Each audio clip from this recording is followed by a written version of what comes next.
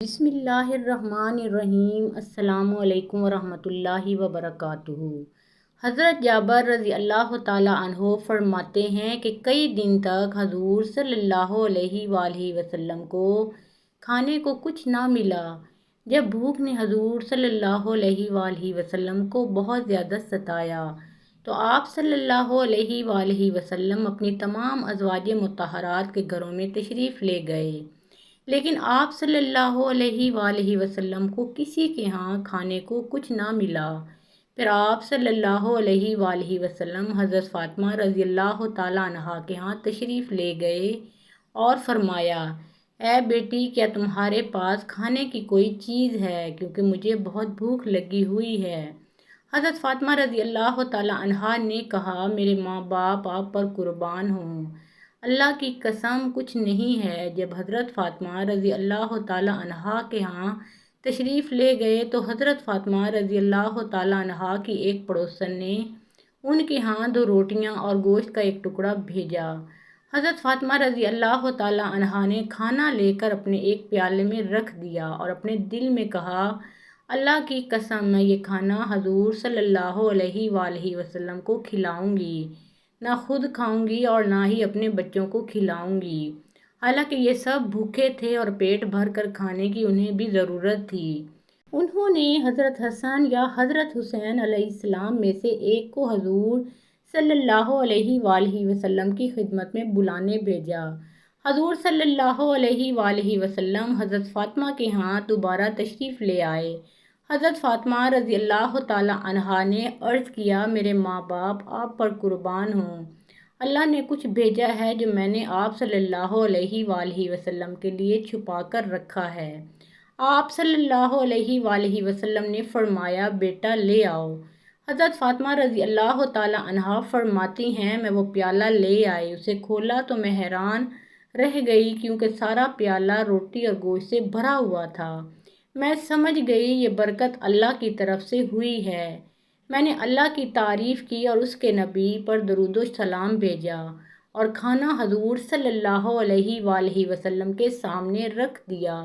جب حضور صلی اللہ علیہ وآلہ وسلم نے کھانا دیکھا تو فرمایا، الحمدللہ، اے بیٹی، یہ کھانا تمہیں کہاں سے ملا؟ میں نے کہا، اے ابا جان، یہ کھانا اللہ کے ہاں سے آیا ہے اور اللہ جسے چاہتا ہے اس کو بے حساب اور بے گمان روزی دیتا ہے۔ آپ صلی اللہ علیہ وآلہ وسلم نے اللہ تعالیٰ کی تعریف بیان کی اور فرمایا، اے بیٹی، تمام تعریفیں اس اللہ کے لیے ہیں جس نے تجھے بنی اسرائیل کی عورتوں کی سردار حضرت مریم علیہ السلام کے مشابہ بنایا ہے، کیونکہ جب اللہ تعالیٰ انہیں روزی دیتے اور ان سے اس روزی کے بارے میں پوچھا جاتا تو وہ یہ کہتی، یہ رزق اللہ کے پاس سے آیا ہے اور اللہ جسے چاہتا ہے اسے بے حساب اور بے گمان روزی دیتا ہے۔ پھر حضور صلی اللہ علیہ وآلہ وسلم نے آدمی بھیج کر حضرت علی علیہ السلام کو بلایا۔ پھر حضور صلی اللہ علیہ وآلہ وسلم نے حضرت علی علیہ السلام، حضرت فاطمہ رضی اللہ تعالیٰ عنہا، حضرت حسن علیہ السلام اور حضرت حسین علیہ السلام، حضور صلی اللہ علیہ وآلہ وسلم کی ازواج مطہرات نے اور آپ صلی اللہ علیہ وآلہ وسلم کے تمام گھر والوں نے پیٹ بھر کر کھانا کھایا۔ حضرت فاطمہ رضی اللہ تعالیٰ عنہا فرماتی ہیں، سب کے کھا لینے کے بعد بھی کھانا یوں کا توں باقی رہا اور وہ بچا ہوا کھانا تمام پڑوسیوں کو پورا آ گیا۔ اس کھانے میں اللہ نے بڑی خیر و برکت ڈالی۔ دربار یزید میں حضرت زین العابدین پیش کیے گئے تو یزید نے حضرت زین العابدین سے کہا کہ اے ابن حسین علیہ السلام، تمہیں کوئی حاجت ہو تو طلب کرو۔ حضرت زین العابدین علیہ السلام نے فرمایا کہ ایک تو یہ حاجت رکھتا ہوں کہ میرے باپ کے قاتل کو میرے حوالے کرو تاکہ میں اپنے ہاتھ سے اسے قتل کروں۔ یزید نے اس بات سے انکار کیا۔ پھر حضرت زین العابدین علیہ السلام نے فرمایا، اچھا تو سر حضرت حسین علیہ السلام میرے حوالے کر دو تاکہ تن اقدس سے ملا کر دفن کر دوں۔ یزید نے کہا، یہ منظور ہے، اور کچھ؟ فرمایا، مجھے اجازت دو کہ میں اہل بیت کو لے کر مدینہ چلا جاؤں۔ یزید نے کہا، یہ بھی منظور ہے، اور کچھ؟ فرمایا، کل جمعہ ہے، مجھے اجازت دو کہ ممبر پر جا کر خطبہ پڑھوں۔ یزید نے کہا یہ خواہش بھی تمہاری پوری کر دی جائے گی اور کل خطبہ بھی پڑھواؤں گا۔ چنانچہ دوسرے روز یزید نے بادل نخواستہ حضرت زین العابدین علیہ السلام کو خطبہ پڑھنے کی اجازت دے دی۔ اس روز مسجد میں خلقت کا اس قدر ہجوم تھا کہ کسی کو جگہ نہ ملتی تھی۔ حضرت زین العابدین علیہ السلام منبر پر رونق افروز ہوئے اور اول نہایت فصاحت و بلاغت سے حمد و نعت بیان کی، پھر فرمایا جو مجھے جانتا ہو جانے اور جو نہ جانتا ہو اب جانے کہ میں نور دیدہ محمد رسول اللہ صلی اللہ علیہ وآلہ وسلم اور سرور سینہ علی المرتضیٰ علیہ السلام اور دلبند فاطمۃ الزہرا رضی اللہ تعالی عنہا اور فرزند حسین ہوں، جنہیں میدان کربلا میں 3 روز بھوکا پیاسا مظلوم شہید کیا گیا۔ یہ سن کر مسجد میں کہرام مچ گیا، اہل دمشق میں شور برپا ہوا۔ یزید ڈرا اور مؤذن کو اقامت کے لیے اشارہ کیا، پس مؤذن نے اللہ اکبر کہا۔ حضرت زین العابدین نے نعم لا شیء اکبر منہ فرمایا۔ مؤذن نے اشہد لا الہ الا اللہ کہا تو حضرت زین العابدین علیہ السلام نے نعم شاہد بہ لحمی و شیر و دمی فرمایا۔ مؤذن نے اشہد ان محمد الرسول اللہ کہا تو حضرت زین العابدین رضی اللہ تعالی عنہ نے اپنا عمامہ اتار کر مؤذن کی طرف پھینکا اور بالِ سر متحرک کر کے مؤذن سے فرمایا باحق محمد ذرا ٹھہر جا۔ مؤذن چپ ہو گیا تو حضرت زین العابدین علیہ السلام نے فرمایا اے یزید، یہ محمد صلی اللہ علیہ وآلہ وسلم تیرے نانا ہیں یا میرے؟ اگر تو انہیں اپنا نانا کہے گا تو تمام عالم تجھے جھوٹا کہے گا، اور اگر میرا نانا کہے گا تو میرے باپ کو مظلوم کیوں شہید کیا، مجھے یتیم کیا، اہل بیت کو شہر بشہر پھرایا، قید کروایا، دربار میں بلایا، میرے باپ دادا کے دین میں رخ نہ ڈالا، باوجود یہ کہ ان کا کلمہ پڑھتا ہے پھر بھی شرم نہیں کرتا ہے۔ یزید نے مؤذن کو ڈانٹا اور اقامت پوری کرائی، نماز ادا کی اور پھر لوگوں سے بے چینی دور کرنے کے لیے ایک مجلس عام بلائی اور اس میں سب کے سامنے سرداران کوفہ کو بلا کر سخت برا بھلا کہا، گالیاں دیں، ان کی حرکات پر ناراض ہوا اور خفگی کا اظہار کیا اور کہا کہ میں تم پر جب راضی ہوتا کہ تم حسین علیہ السلام کو زندہ میرے پاس لاتے، میں ان کی خدمت میں خوشامد کر لیتا، لعنت ہے ابن زیاد پر جس نے یہ کام کیا۔ بعض مورخین نے لکھا ہے کہ یزید نے ابن زیاد کو حضرت حسین علیہ السلام کے قتل کا حکم نہ دیا تھا، بلکہ ابن زیاد نے بذات خود یہ کام کیا، اور جب یزید کے سامنے حضرت امام حسین علیہ السلام کا سر اقدس لایا گیا تو یزید نے ابن زیاد کو خوب سنائی۔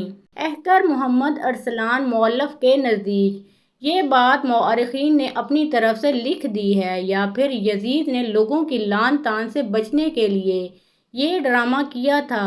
اگر یزید کو حضرت حسین علیہ السلام سے محبت ہوتی تو وہ اس مجلس میں ابن زیاد کو دنیا کی بدترین سزا دیتا اور اپنے ہاتھوں سے اس کی گردن اڑا کر عاشق رسول صلی اللہ علیہ وآلہ وسلم ہونے کا ثبوت دیتا، مگر کسی بھی تاریخ کی کتاب میں یہ نہیں لکھا کہ یزید نے ایسا کیا، بلکہ اس نے چند آنسو بہائے اور لوگوں کو صبر کی تلقین کی۔ اس سے معلوم ہوتا ہے کہ یزید بھی اس جرم میں شریک تھا، اور اگر شریک نہیں بھی تھا تو ابن زیاد کے قتل کا حکم نہ دے کر یزید بھی حضرت حسین علیہ السلام کے قتل میں شریک ہو گیا۔ ایک سکہ راوی کہتا ہے کہ میں نے ایک ایسے شخص کو جو قبیلہ طے سے ہمارے پاس آیا تھا اس سے پوچھا کیا تم نے حضرت حسین علیہ السلام پر جنوں کو نوحہ کرتے سنا؟ تو اس نے کہا ہاں، لیکن اس قبیلے کے ہر آدمی سے نہ پوچھتے رہنا ورنہ ہر آدمی تمہیں اس کی خبر دے گا۔ میں نے کہا میں تو صرف تم سے پوچھنا بہتر سمجھتا ہوں کیونکہ تم نے بھی تو انہی سے سنا ہے۔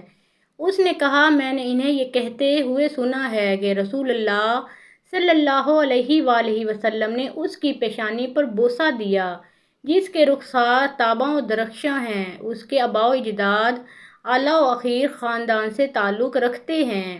جب مدینہ منورہ میں بعض بدبختوں نے خطبہ دیتے ہوئے حضرت حسین علیہ السلام کی شہادت پر خوشی کا اظہار کیا تو اس شب مدینہ منورہ میں مندرجہ ذیل اشعار سنائی دیے گئے، لیکن ان کا پڑھنے والا نظر نہیں آتا تھا۔ اے حسین علیہ السلام کو جہالت سے قتل کرنے والوں، تمہیں سخت رسوا کن عذاب کی خوشخبری ہو۔ آسمان میں جتنی بھی مخلوق ہے، خواہ وہ انبیاء ہوں یا ملائکہ، وہ سب تم پہ بد دعا کرتے ہیں، تم پر لعنت ہو۔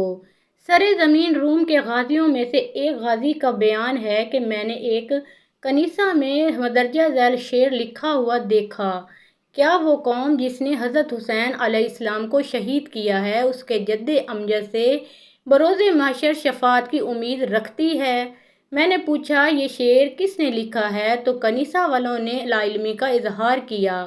ایک ثقہ راوی کا بیان ہے کہ جب عبید اللہ بن زیاد اور اس کے ساتھیوں کے سر کوفہ کی مسجد میں لائے گئے تو میں بھی وہاں گیا۔ میں نے لوگوں کی زبان سے آ گیا کے الفاظ سنے۔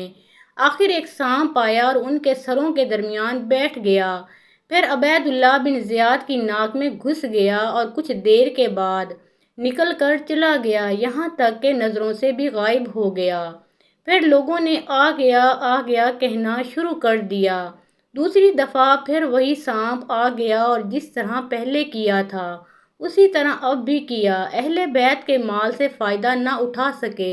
شمر بن ذوالجوشن کو حضرت حسین علیہ السلام کے سامان سے کچھ سونا مل گیا، جس میں سے کچھ اس نے اپنی لڑکی کو دے دیا تھا۔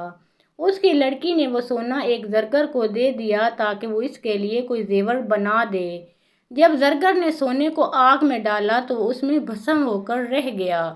شمر نے سنا تو زرگر کو بلا کر باقی سونا بھی اسے دے دیا اور کہا کہ میرے سامنے اس کو آگ میں ڈالو۔ جب زرگر نے اسے آگ میں ڈالا تو وہ بھی بھسم ہو گیا۔ اسی طرح روایت ہے کہ حضرت حسین علیہ السلام کے چند اونٹ جو بچ گئے تھے، انہیں ظالموں نے ذبح کر دیا اور کباب بنائے۔ ان کا ذائقہ اس قدر تلخ تھا کہ ان کے گوشت میں سے کسی کو کھانے کی بھی ہمت نہ ہوئی۔